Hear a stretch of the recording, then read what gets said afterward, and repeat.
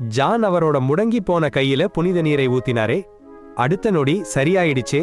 அப்புறம் அவர் அந்த புனித நீரை ஒரு குடம் குடிச்சிட்டாரு. ஆனா என்ன ஆச்சுன்னா தெரியுமா? அவர் ஒரு அசுரனா மாறிட்டாரு. நெருங்கி நெருங்கி இளவரசிய கிட்ட வந்தாரு. ஷான் உடனே ஜானை தாக்கினாரு. ஆனா ஜான் சும்மா தூக்கி எறிஞ்சிட்டாரு. ஜான் அந்த புனித நீர்க்குளத்து முன்னாடி நின்னு கத்தினாரு, எல்லாரும் என்னால டென்ஷன் ஆகணும், இந்த உலகத்தையே நான் ஆள்வேன். அவருடைய காரியத்துல கோபப்பட்ட இயற்கை காட்டுத்தீ மாதிரி ஒரு புயலை அனுப்பிச்சு ஜானை உள்ளே இழுத்து போட்டுடுச்சு.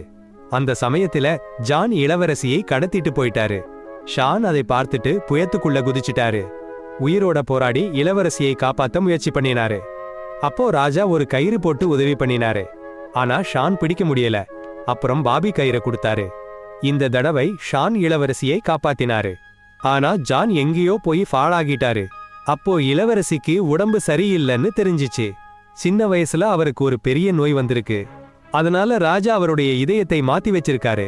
புனித நீரை பாதுகாக்க ராஜா அவளை ஜான் கிட்ட கல்யாணம் பண்ணி வைக்க சம்மதிச்சிருக்காரு. ஆனா இளவரசிக்கு ஷான் தான் பிடிச்சிருக்கு. அவங்க கஷ்டத்தை பார்த்து ஷானுக்கு ரொம்ப சோகம். அவரு மலை மேலே போய் இயற்கையிடம் கெஞ்சினாரு. இளவரசியை காப்பாத்த அவரு உயிரையே கொடுக்க ரெடியா இருந்தாரு. அவருடைய தன்னலமில்லாத காரியத்தால இயற்கை மென்மையானது.